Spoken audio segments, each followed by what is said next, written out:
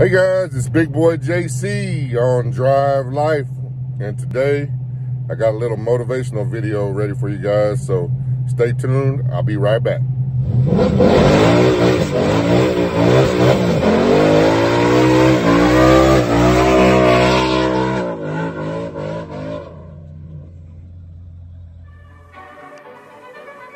Yeah. Let's get it. All right, so you guys have been following me for a while. You know that I'm a car salesman, and in the car business, we got one saying, you want to raise, sell a car. So most car salesmen still work off of some type of commission based salary or whatnot, you know, bonus levels or whatever, but the more you sell, the more you're gonna make. So you got to get out there and hustle. You know, it's not like a regular 9-to-5 job where you get paid the same amount week in and week out for the whole year. So they always say that to you. You want to raise? Sell a car. Each time you sell a car, you're making more money than you did earlier that day or the previous day before. So, and if you keep stacking them up, then you're going to keep on making more and more and more. And before you know it, you sold a lot of cars and you got a shitload of money that month. So, and on the other hand, managers, they like to see the car salesmen go out and splurge, spend their money, live like rock stars, because all that does is make them more hungry and makes them more wanting to sell more cars, and you know, the dealership benefits that. I don't agree with that's the way to go. Back in my heyday when I was younger and I was green in the business, you know, I was guilty of that. You know, I was guilty of spending a lot of money because I know I could go make a lot of money. You know, the harder I worked, the more money I made. So if I got a little bit behind on something, I just had to go to work and work a little bit harder and make more money. Which brings me to people that have, you know, regular salary-based jobs. You know, you get paid the same week in and week out throughout the whole year, year in and year out, every year for the rest of your life, you know. I sell cars to those kind of people on a regular basis, and I see the same scenario happen over and over and over again. But I have one girl that I've sold multiple cars to, and the same scenario pops up every time that she comes in to buy a new car. And you know, somehow she learns to overcome it. She deals with it and she makes it happen, and she's done it every single time. But every single time that she comes back, we have the same scenario and the same issue, same problem. And what I'm talking about is monthly payment on those cars. So I was thinking about it because I just dealt with her day before yesterday, and I've been thinking about it. You know, it's kind of a motivational thing to talk about, because on the same level, that's like telling us as car salesmen, hey, you want to raise? Go sell a car. You know, hey, you get a bigger payment than what you wanted, then you got to find a way to make it happen. And like every other time in my life, I'm sure that you can go back and look on your own life, and you see things that came up and you just didn't know how you were going to take care of it. You didn't know how you were going to make ends meet. You didn't know if you were going to be able to do it at all. And somehow, some way, you made it happen and you kept on trucking. You know, is that correct or not correct? Think about that for a second and let that sink in. There's been times where I've had emergencies and whatnot come up on me, and I had to spend a lot of money that I didn't have, or I had to borrow some money from a bank or get a loan or whatever to fix a car or fix a house or fix something. And you know, I wasn't making the amount of money at that particular given time to cover those expenses. So what I had to do, I guess I had to go work harder and make more money, figure out another stream of income, figure out something that I didn't need that I could sell, go work another job for a little bit, do whatever it takes to get over that hurdle.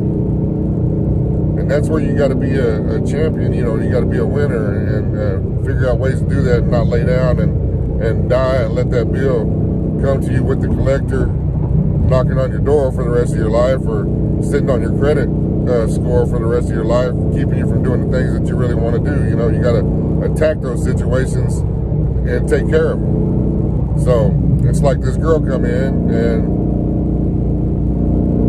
in the car business, when you trade a car and you're upside down on it, that means that you owe more for that car than what it's worth.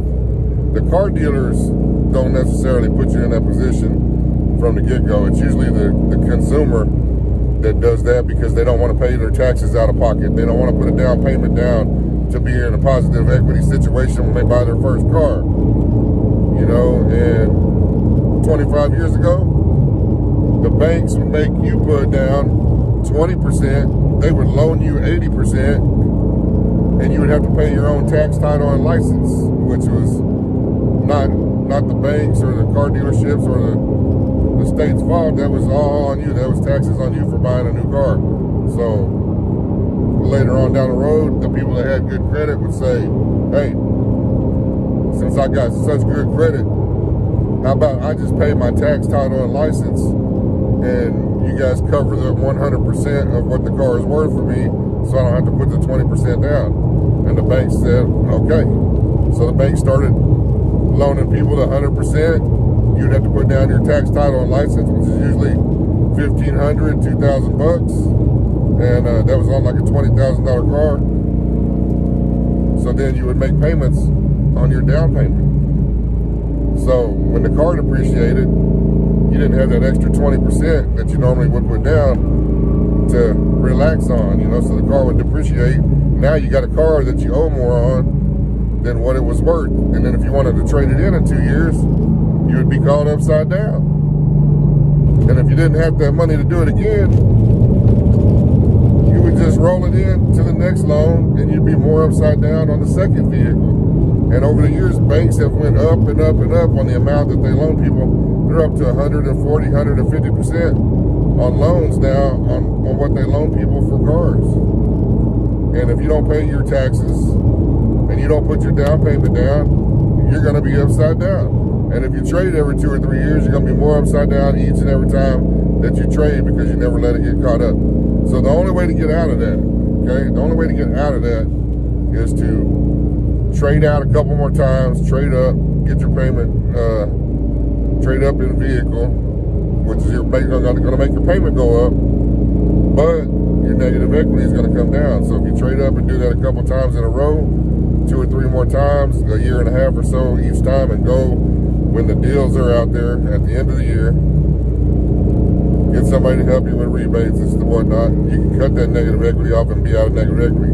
Or you can go buy a more expensive car on a lease, make a much more expensive payment, roll your negative equity into that payment, and at the end of 3 years, when your lease is up, you walk away from that, you have no more negative equity. Now you can start over again and buy a new car, put 20% down, pay your tax, title, and license, and be in a spot where people that have money, people that have credit, know how to buy cars and buy a car the right way.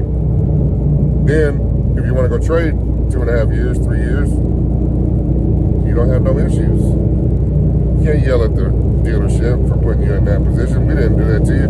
You did it. You let the banks do that to you. You know, so you yell at us for it.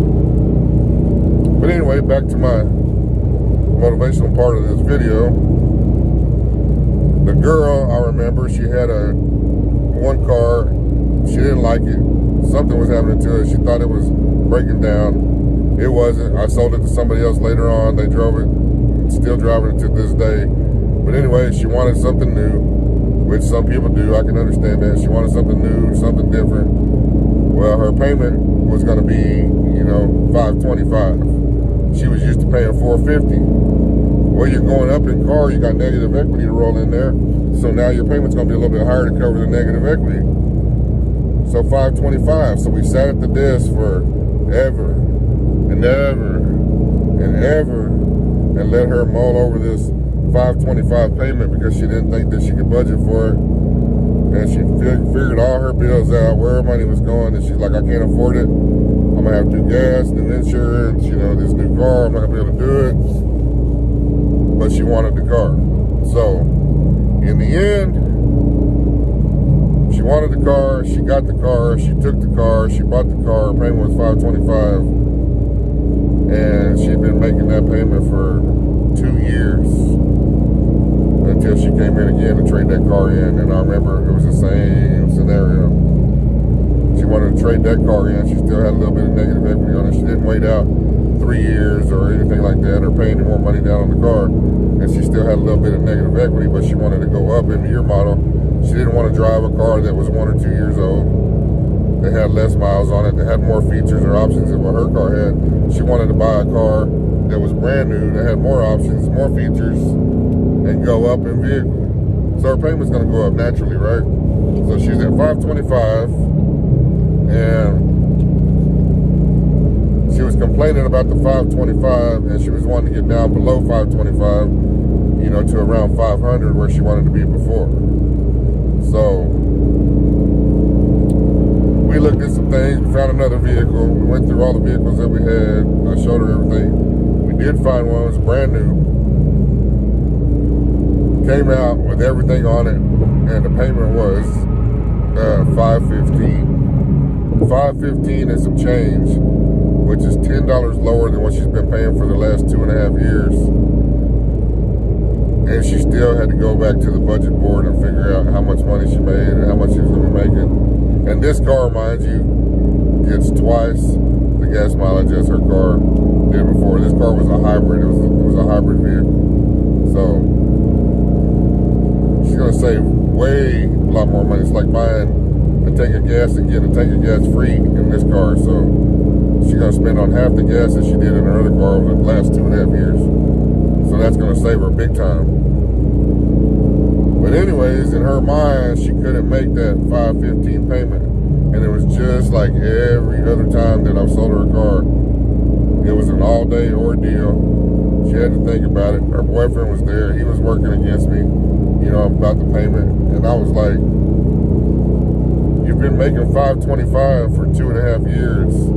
Now your payment's going down. You ought to be happy about that. And she was trading out of her other vehicle because she wrecked it. That was the whole situation. That's how we got her to the $525.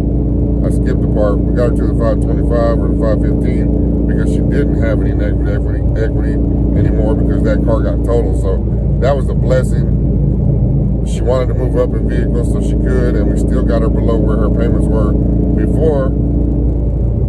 In a more expensive car, nicer car, better car, you know, all the warranties involved, wraparound warranty, everything she got, everything in that vehicle. That vehicle's covered to 100,000 miles, bumper to bumper, and her payment's only $515, $10 less than what she's been paying for the last 2.5 years. So, like every other time she wanted it, she didn't want to leave the dealership without it, so she took it.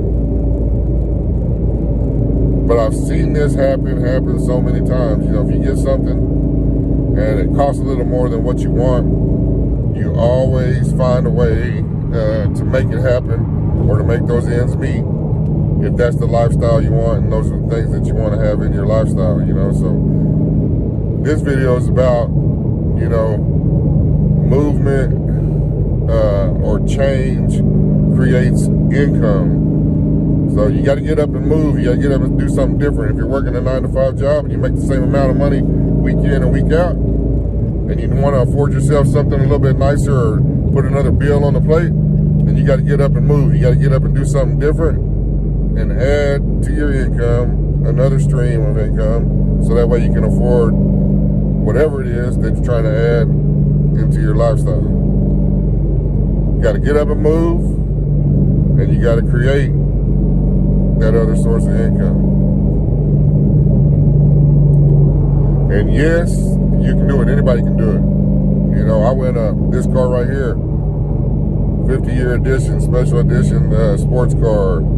You know, my last car was a nice car, you know, really nice car too, but it didn't cost as much as this one did. I saw this one, I wanted it. I didn't want to make the payment, but hey, if I want to drive the car and I want to play with the boys and other cars and, you know, do all the things I do in this car, then, you know, I got to figure out a way to make it happen. And each and every month so far, I've paid the bill. I made it happen, and I'm still trucking. So that's what I want to tell you guys today is, you know, don't fret, don't stress over things that you've done time and time again in your life. You know, you worried about it, you worried yourself sick about it, went to bed worried about it, lost sleep worrying about it, you know, lost relationships worrying about it, and then come to think of it, what in the hell were you worried about? You made it. You made it to where you're at today because you persevered. You did something different. You got up. You created income somewhere. You shaved income somewhere else, or you did whatever you had to do to make it happen to pay that bill, to move on with your life. You didn't just sit there and let it beat you up until you were, you know, a deadbeat out on the street and didn't have a place to go. You did something. That means you got that drive in you to do anything you want to do. You just got to figure out what it is and tackle it and get out there and do it. You know?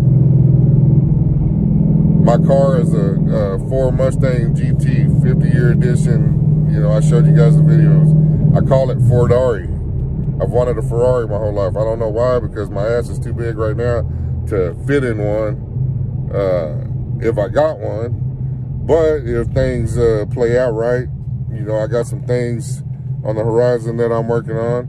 You know, everything works out right, I'm gonna have the money to buy the damn car. That's not a if, you know, that's a reality. I'm gonna have the money to buy the damn car. Is my ass gonna be small enough to fit in it, you know? And I gotta figure out a way to beat this weight loss thing and get my weight down there, so when that time comes, I can fit my ass into a car that I've been wanting to buy my whole life, you know? So those are the issues that I got to work around. You know, do I lose sleep over it? No. I don't hardly lose sleep about anything, because when you wake up the next day, it's still going to be there.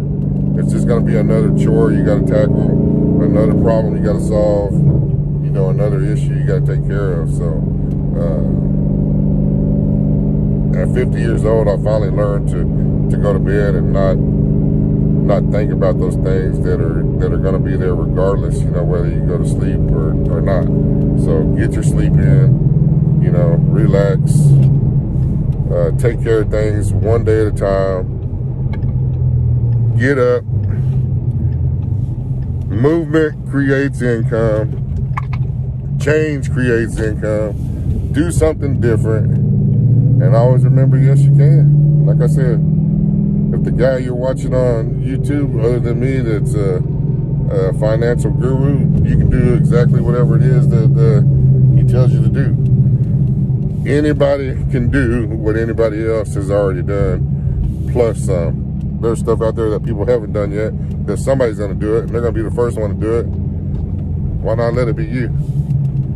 You know, get your butt up, get some stuff done today, and I'll see you guys in the next video. And remember, don't let the small things that you've done before, that you've conquered a billion times before, make you lose an ounce of sleep tonight. Go to sleep and put that head on the pillow and know that you got tomorrow and the rest of your life to take care of every little problem that comes up, and you're gonna do it no matter what. I'll see you guys in the next video. Remember to drive life like you stole it.